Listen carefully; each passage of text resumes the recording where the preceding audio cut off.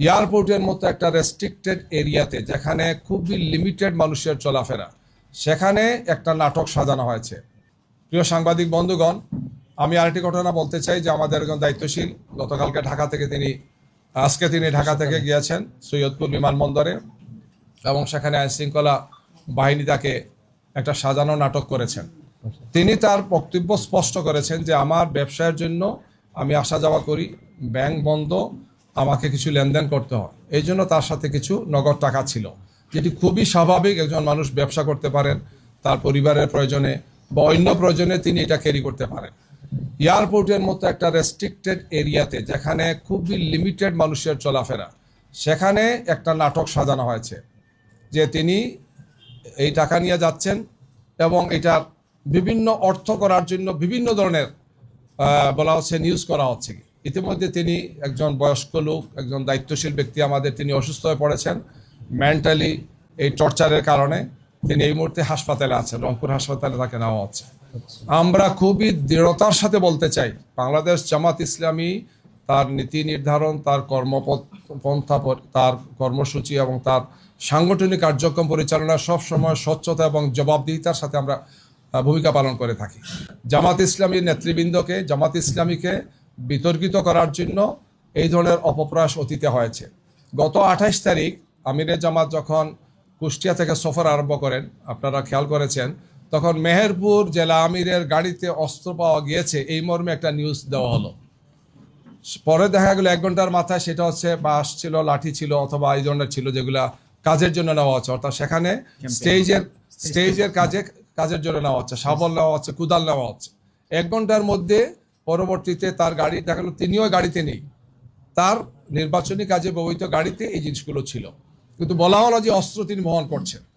এই ধরনের উদ্দেশ্য প্রণোদিতভাবে কিছু নিউজ তৈরি করে কিছু লোক আইনশৃঙ্খলা বাহিনীর একটা অংশের যোগসাজশে আমাদের ভাবমর্যাদাকে নষ্ট করার জন্য চেষ্টা করা হচ্ছে। অথচ 1 ঘন্টার মধ্যে তাকে ছেড়ে দেওয়া হচ্ছে, তাকে বলতে তার গাড়িতে যারা ছিলেন, এবং বলা হচ্ছে যেগুলো কিছুই ছিল না, এবং সেটাই আসলে বাস্তব ছিল।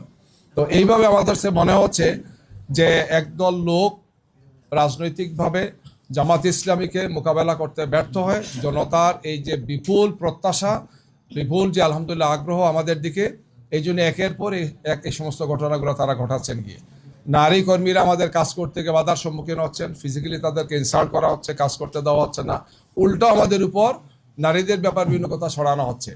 এবং এই ধরনের সাজানো ঘটনাগুলো অত্যন্ত স্পষ্ট হয়ে যাচ্ছে।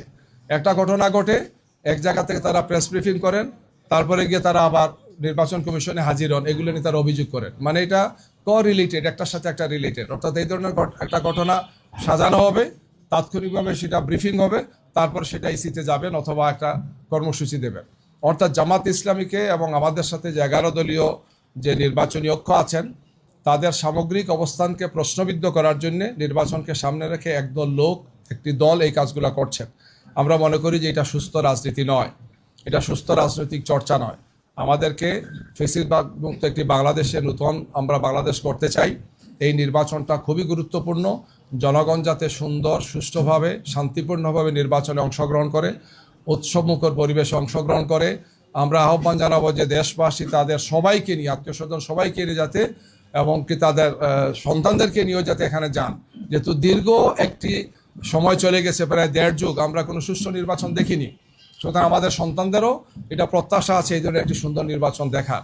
কে বা কারা এই সমস্ত কাজগুলো ঘটিয়ে নির্বাচনের পরিবেশকে বানচাল করার জন্য একটা অপপ্রয়াস চালাচ্ছেন। আমরা দেশবাসীকে আহ্বান করতে চাই যে আমরা অতীতেও স্বৈরাচার এবং ফেসিবাদের বিরুদ্ধে আমরা ঐক্যবদ্ধ ছিলাম। সামনে যদি কেউ এই ধরনের ফেসিবাদী আচরণ করে, বিভিন্ন ধরনের নাটক সাজিয়ে যদি নির্বাচনকে বানচাল করার চেষ্টা করা হয়, তাহলে জনগণ এটাকে ছাড় দেবে না। আমরা জনগণকে সাথে নিয়ে এটাকে মোকাবেলা করব। বাংলাদেশ জামাত ইসলামী আমরা জনগণের সাথে আছি, জনগণকে সাথে নিয়ে আমরা আগেও আমাদের দায়িত্ব পালন করেছি। আগামীতেও নতুন বাংলাদেশ গড়ার ক্ষেত্রে আমরা যুবক, তরুণ এবং বাংলাদেশের সর্বস্তরের মানুষকে নিয়ে আমাদের লক্ষ্যে আমরা এগিয়ে যাব, আমরা সেই প্রত্যাশা করছি। আপনাদেরকে ধন্যবাদ।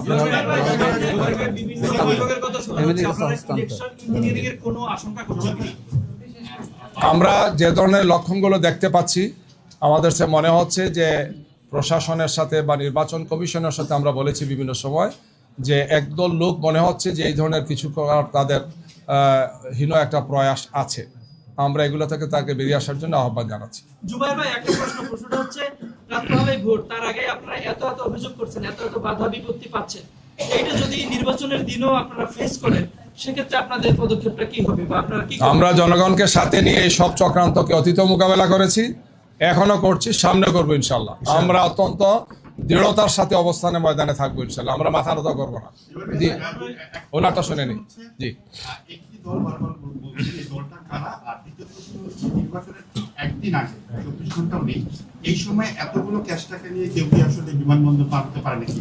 ব্যবসায়িক কাজে তিনিও বলেছেন, আপনারা বলছেন, এটা আসলে ইথিক্যালি কিংবা তার দিক থেকে কতটা একটা দলের যেহেতু চলাফেরার জন্য এখন গাড়ি ঘোড়ার সীমিত চলাফেরা, বিভিন্ন ধরনের চেক করে, বিভিন্ন ধরনের বিষয় আসে এখানে, তিনি মনে করেছেন যে আমার জন্য এটা সেফ, এটা করতেই পারি, আমি আমার ক্যাশ বহন করব, সেটা প্লেনে না ট্রেনে না হেলিকপ্টারে, এটা তার রাইট আছে তার। তিনি তো কোনো অন্যায় তিনি করেন নাই, কোনো ক্রিমিনাল অফেন্স না, কোনো ধরনের কোনো যে ওনাকে ব্যক্তিগত টাকা নিয়ে গেছেন, আইন শৃঙ্খলা বাহিনী কিভাবে দ্রুত সময়ের মধ্যে এটা ছড়িয়ে দিল, এবং এই টাকাটা আসলে হচ্ছে নির্বাচনের উদ্দেশ্যে ব্যবহার করার জন্য নিয়ে যাওয়া হয়েছে কিনা, আইন শৃঙ্খলা বাহিনীটা শিওর হয়েছে কিনা?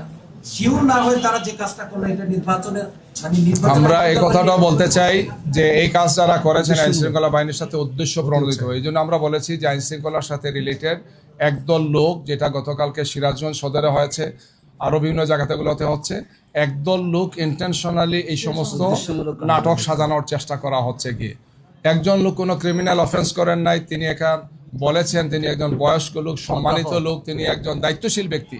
এরপরও এটাকে সাজানো মানেই হচ্ছে যে নির্বাচনে যারা হেরে যাচ্ছেন মনে হচ্ছে তারা কোনো না কোনোভাবে জনগণকে বিভ্রান্ত করার জন্য এই ধরনের একটা অসৎ উদ্দেশ্যে কাজগুলো তারা করেছেন।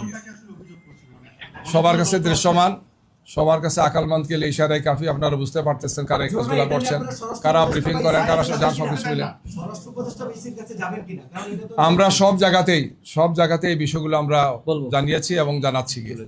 জি, আমরা শেষ করতে পারি। এটা আমরা যথাসময় উনি বলবেন, ওটা ওনার ম্যাটার, উনি বলবেন, এটা কোনো অসুবিধা তো নাই।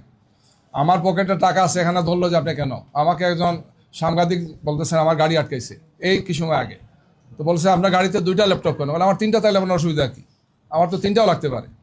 তো অদ্ভুত প্রশ্ন এটা। একজন দায়িত্বশীল সাংবাদিক আমাকে বলতেছেন যে আমাকে পুলিশ আটকাইছে, বলতেছে যে তুমি 2টা ল্যাপটপ ইউজ করতেছো, না 2টা না 5টা, এটা তো আমার ম্যাটার, এটা কি চুরির জিনিস? এটা এইভাবে অন্যায় কিছু কাজ করছেন আইন শৃঙ্খলা বাহিনীর সাথে রিলেটেড, এবং এরা উদ্দেশ্যপ্রণোদিতভাবে করছেন। আমরা তাদেরকে মনে করি যে তারা একটা পর্যায়ে তো চিহ্নিত হবেন এবং জনরুষে তারা পড়বেন, এই কাজ থেকে তাদের বেরিয়ে আসতে হবে। 2008 সালের নির্বাচনের আগে আমরা লক্ষ্য করছি যে একটি দলকে কিভাবে টাকা উদ্ধার কিংবা ছোট ছোট টাকাগুলোকে বিশদ আকারে প্রচার করা হয়েছে। নির্বাচনের আগের দিন এই যে বিভিন্ন জায়গায় জামাতের প্রার্থীদের দলের নেতাকর্মীদেরকে ইয়া করা, এটা কি সে 8 সালের পুনরাবৃত্তি কিনা? আমরা আশঙ্কা করছি যে এই ধরনের মিডিয়া ট্রায়াল বা এই ধরনের প্রশাসনিক কিছু কাজ করে আমাদের মর্যাদাকে, আমাদের সম্মানকে এবং জনগণকে বিভ্রান্ত করার একটা অপপ্রয়াস অতীত করেছেন।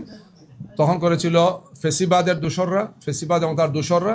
এখন নতুন ফেসিবাদ যাতে এই কাজগুলো না করে, যারা করবেন তারা ফেসিবাদের দোষী হিসেবে চিহ্নিত হবে। আমরা জনগণের কাছে আমাদের সবগুলো বিষয়কে স্পষ্ট রাখি। জনগণ এটাকে রুখে দেবে। এই ধরনের কোনো যদি চেষ্টা কেউ করেন, 8-এর মতো হোক, আর 14-র মতো হোক, আর 18-র মতো হোক, আর 24-এর মতো হোক, বাংলাদেশ ওখানে আর এই অবস্থায় নাই।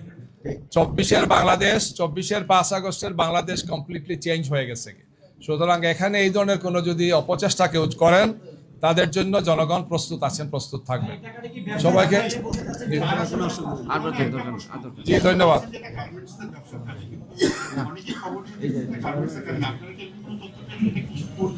এটা উনি সুস্থ, উনি ব্যাখ্যা দেবেন, কোনো সমস্যা নাই।